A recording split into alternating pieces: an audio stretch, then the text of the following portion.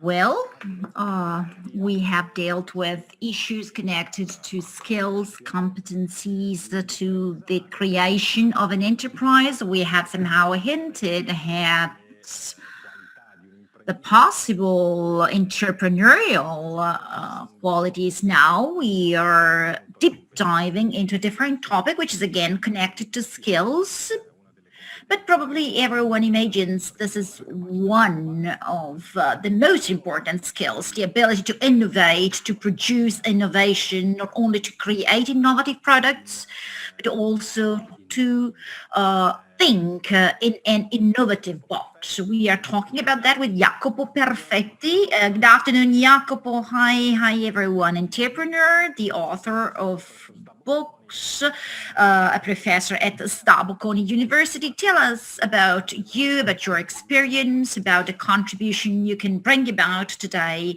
with your speech, and of course, then a room for the questions. Thanks, Davide. Well, first, good afternoon, everyone. So I'll start from well, actually, the last book I've written, Invent Your Own Work, which is this one, and that summarizes my own career. I'm an entrepreneur. I've always been an entrepreneur since I was 18 years of age. And being an entrepreneur means inventing, reinventing your work and yourself time after time. It also means to train and so on. I then got a university degree, an MBA, that also allowed me later to access different academias like Startup Bocconi, where I'm teaching, also Ca' Foscari University and Cattolica University. In my life, I've started enterprises that then I transferred or dismissed. I even tried to work on my own, so more as an advisor, following this fil rouge of entrepreneurship, because I'm a great supporter of that as a professional, and I'm also a lover of that because I love reading and studying entrepreneurship, understanding the very fascinating entrepreneur's mind. And actually, I ended up with that activity, as I said to Marco, which is teaching entrepreneurship. So let's start from here. Entrepreneurship can be taught. In your experience as a facilitator, as a teacher, as a professor, I mean, considering the aspects connected to innovation, how are they dealt with? Is it still important to talk about product innovation, or is this more an innovation in thought? Well, as in my experience, both practice and in theory, I believe innovation is mostly related to the mind. Often we talk about technological innovation, and this is a limit, not a mistake, but a limit, because we can have the most up-to-date, cutting-edge technology, but if we go on using that always in the same way, we will not produce innovation. If we have an innovative mind, if we can think innovatively, we can actually discover that universe, space, and time are relative, only using very simple tools like a compass. I, as a father, also try to teach this to my children, that is, this ability to think out of the box. Of course, that's much more difficult because teaching innovative technology is something mechanical, just like studying financial mathematics. It's very hard, very tough, very difficult subject, but it has logics that if you apply them methodically, you get results.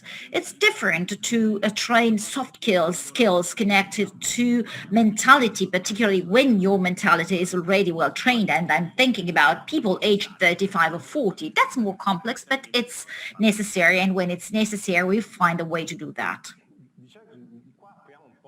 Well, here we are opening up to a larger topic related to what is usually called creativity or lateral thinking, or again, let's just think about a World Economic Forum and their report last year. They talked about creativity and ability to innovate as one of the main skills for the years to come.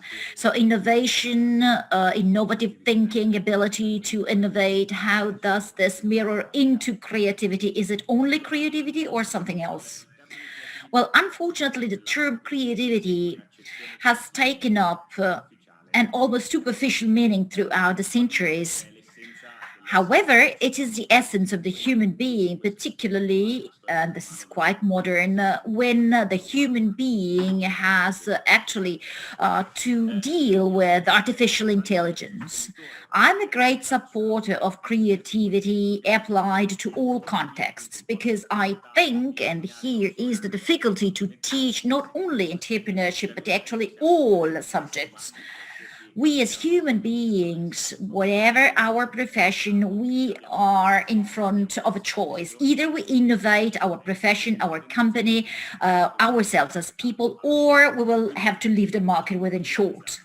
So there's an urgent need to innovate, and innovation, if we consider that from the mental point of view, well, that translates into creativity. To use Einstein's word, this means solving problems without using the same logics that created the problems.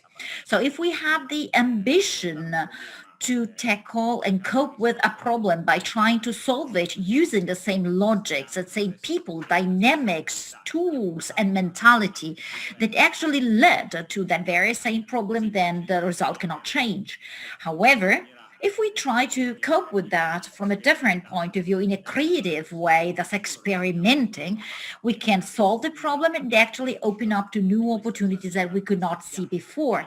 And that's one of the key characteristics of the entrepreneur in a broad sense, because I mean, entrepreneurial approach is something we all need, even though you are only an employee and you'll be an employee for all your life long. So you have opened up many fields for discussion, but I don't want to abandon creativity now because, as you said, the entrepreneur is also a collaborator, an employee, and must have an entrepreneurial thinking.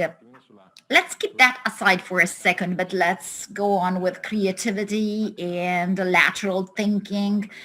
That's very questionably linked to innovation.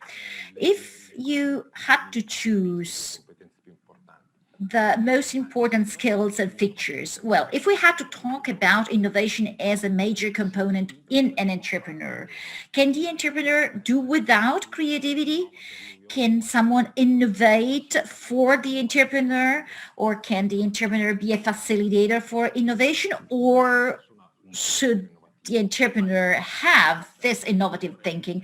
I think that if you are an entrepreneur in a classical sense, starting the own business, whether little or big, well, that person must have creativity in the DNA because there cannot be an entrepreneur who's not an innovator. But let's make a distinction,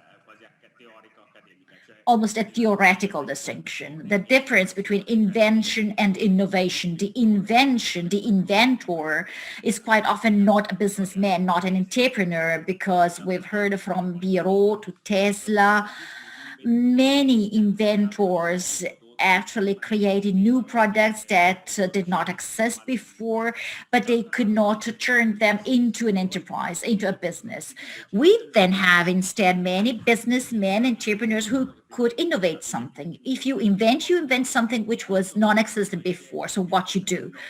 The innovator instead innovates something that already existed before. So it's a question of how you do that. And most entrepreneurs are innovators. I mean, some have competencies and tenaciousness. They can simplify and streamline processes and products, marketing them and being successful because they act in a different way. So hitting new targets, new markets, and so on.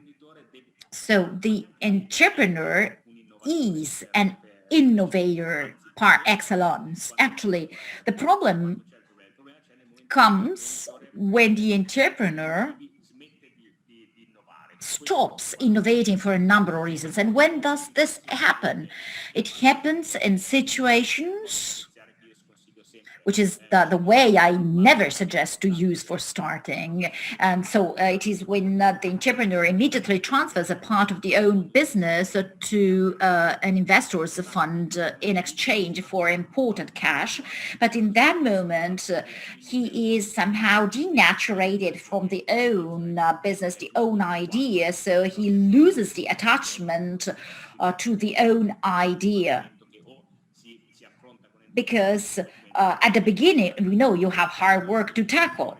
But when the entrepreneur starts to be successful, loses sight of the market, focusing only on the business, so losing sight of the innovation drive that allowed start in the business. And quite often that's the moment when the company starts losing ground. Or again, another case, which is specific for Italy, the generational exchange, because maybe the second generation is missing that innovation spark and business spark that characterized the first generation.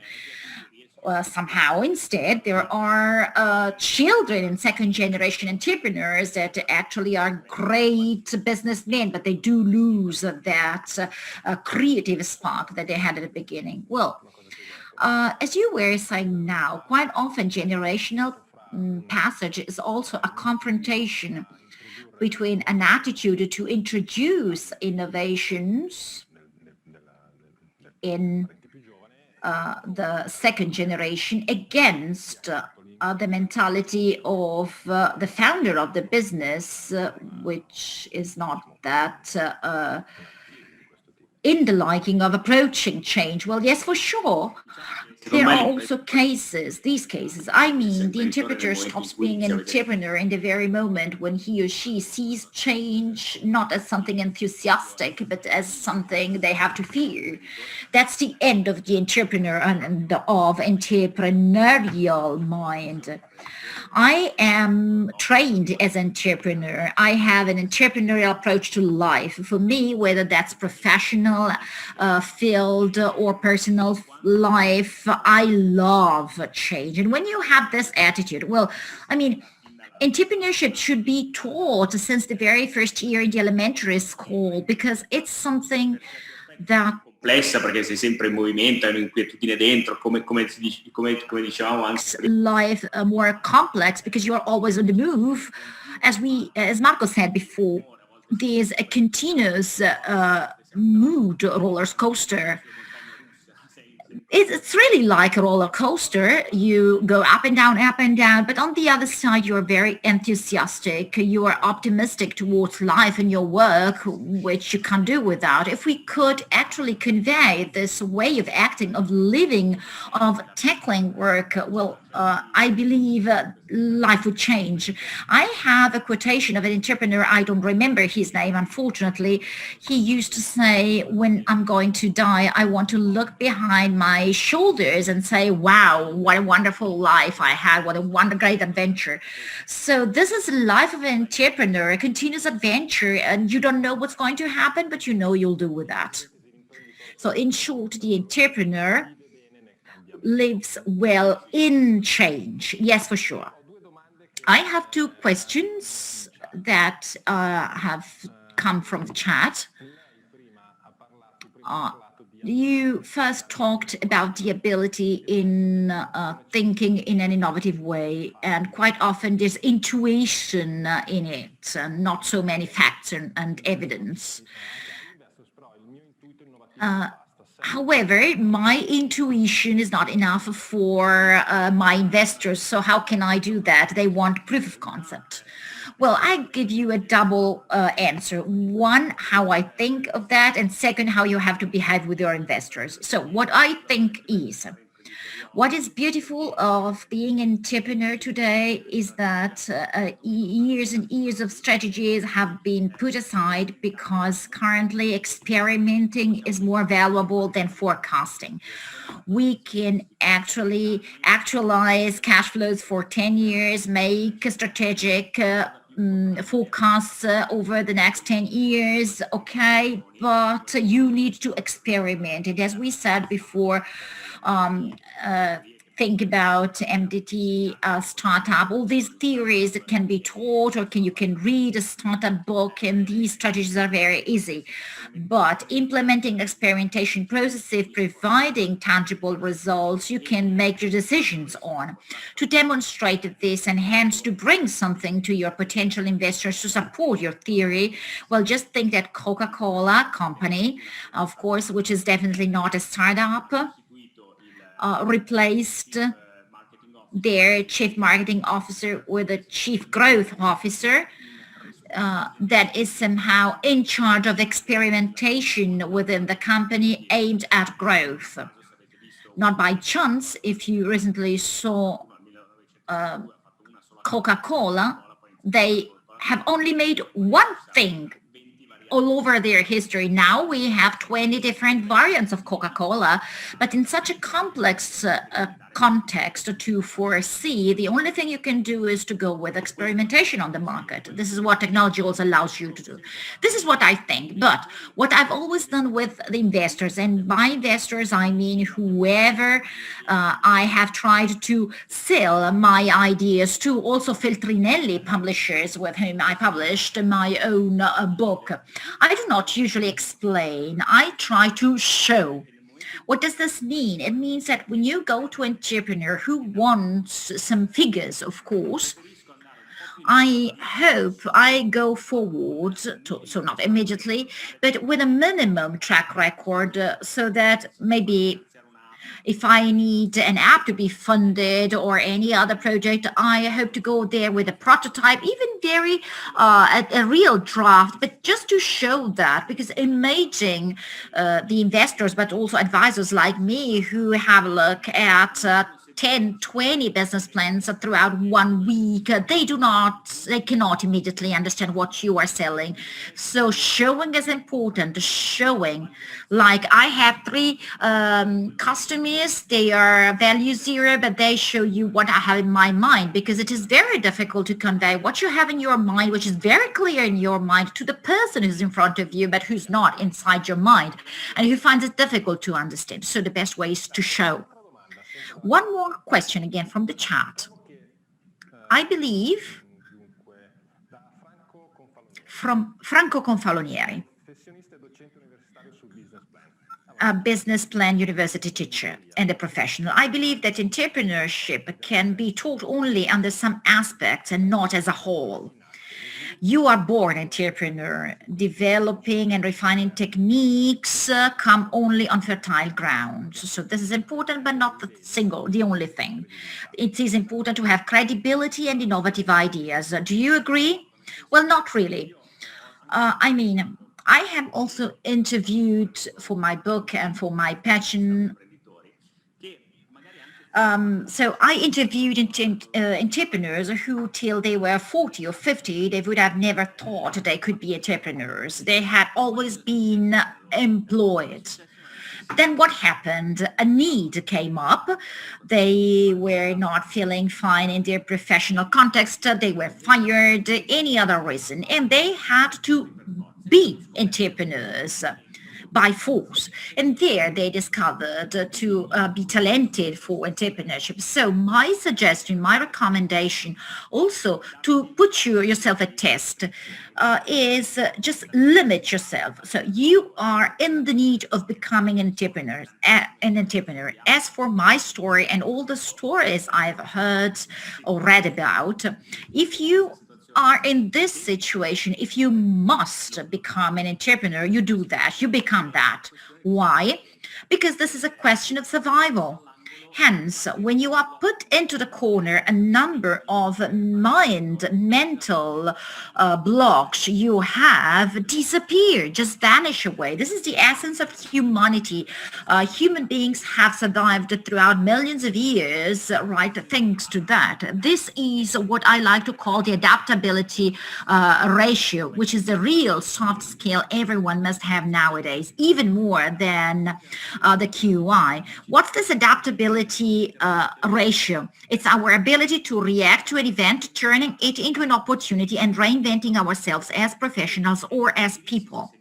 So it is very tough to teach entrepreneurship. I do that in rooms, the MBA rooms, in front of managers who are aged 40, 45. So their mental form is well structured. So how do I do that? We do that in practice. We match theory with a simultaneous practice. In particularly, all people participating in my courses at Bocconi must have an entrepreneurial idea to develop, because compared to other subjects, entrepreneurship, in my opinion, as we said before about showing, it is essential to perform that, to implement that. Only if you implement that, you can actually kick off tools, dynamics, and methodologies that you have learned in theory. So let's introduce a new element, this adaptability ratio, adaptability index, a sort of a Darwinian ability to cope with difficulties and to draw benefits, to so accept the challenge, learn from the opportunity, and however to exploit the opportunities that entrepreneurs see in the toughest periods. So is this something everyone has? I'm thinking about the last year, the year we are experiencing now. This is actually a moment of difficulty, a moment of crisis for many, let's say, human beings, not only entrepreneurs. But we've seen different reactions. Is there anything which is innate from that point of view? So this ability to adopt, well, it's very easy to answer this question, actually. Just to have a look at children. I have two children. I see they have lots of friends, of course, so I see many more children, not only my children, and children have this talent. So this is something that we have innate. We then lose it, but that's a totally different question. Every single person reacts in a different way to events and crises. This is no doubt. I wouldn't say that everyone can become a super entrepreneur when given an urgency or a need. But the fact that we as human beings have survived even worse moments compared to this ones, the current ones, we as a species have this capacity to adapt. Then the term crisis is a term I usually think a lot about, because as for my background and my attitude being so optimistic and so entrepreneurial, I always prefer to see them as opportunities, not so much as crises, because crisis is the negative version of opportunity, because it's like a caterpillar turning into a butterfly. It's a positive change. So why shouldn't we see that positive change always in all our situations? But that's the point. Every time mankind has lived through moments of difficulties, well, mankind has always been a winning party.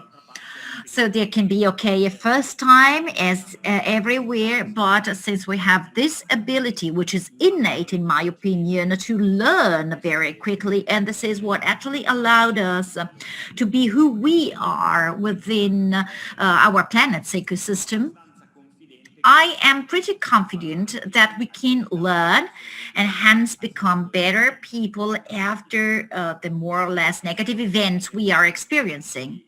What is different, and this is probably the reason why sometimes we lose it, is the comfort zone where we often remain. So if I can think of enemy number one of innovation, well, there it is. Because we are innovative, because we have problems to solve. If we don't have any problems to solve, we are not innovative. And that's why I'm a supporter of crisis and problems, because problems originate ideas, problems allow us to be happy when we've solved them. A life without problems is extremely boring and definitely not innovative. So we should go and look for problems, because the more problems we have, the more solutions we will bring about, and we will actually end up with a final mental upgrade. Very interesting. We are almost at the end of our time together. Very unfortunate because we could actually go on talking about these latest words you have just mentioned, but that would be too demanding. But okay, we correct me if I'm wrong, but we are here profiling this entrepreneur shape a little bit better. The entrepreneur lives on change, lives on problems and challenges in the least romantic version of the term, of course, lives on problems, lives on the ability to solve problems, sometimes even complex problems. This is something we have to adapt to what we said before. Is something missing? Well, yes, I'll conclude with this point. You know what the beauty of this period is?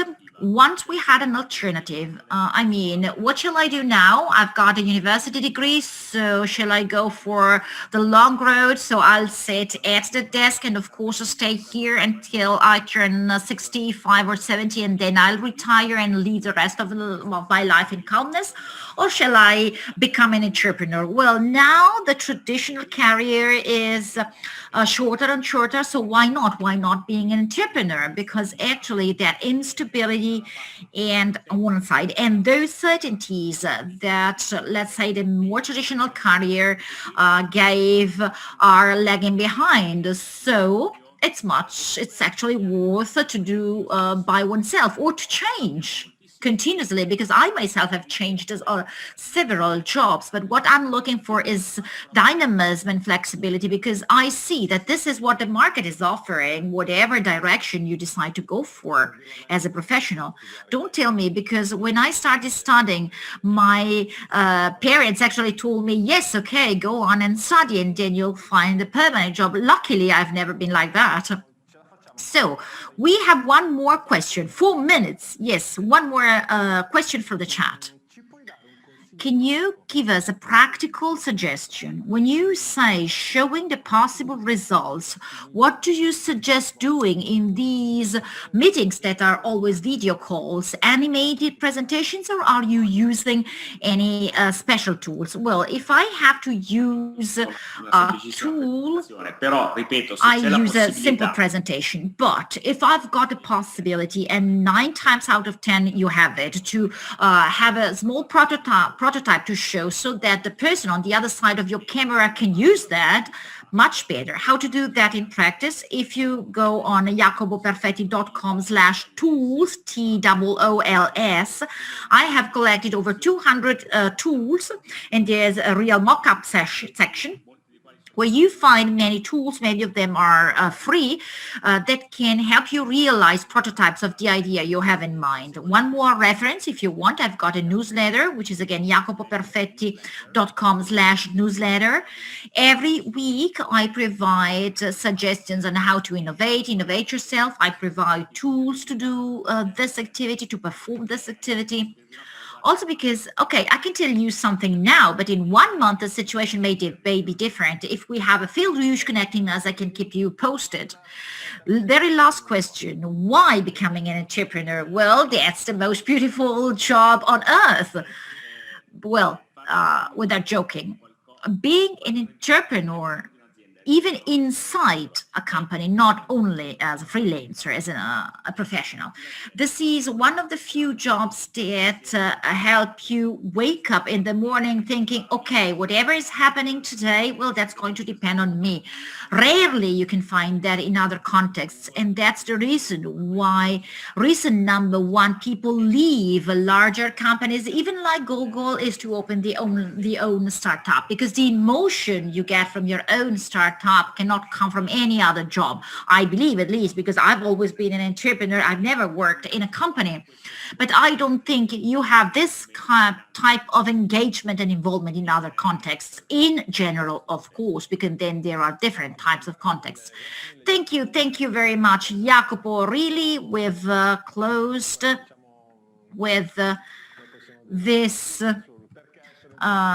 hint why being an entrepreneur, you can tackle crises, you can solve the problem, but what drives us then as entrepreneurs is passion and the will to define your own destiny. Thank you, Jacopo. Thanks, Davide. Hi, good afternoon. Thank you. Bye-bye. Bye, everyone.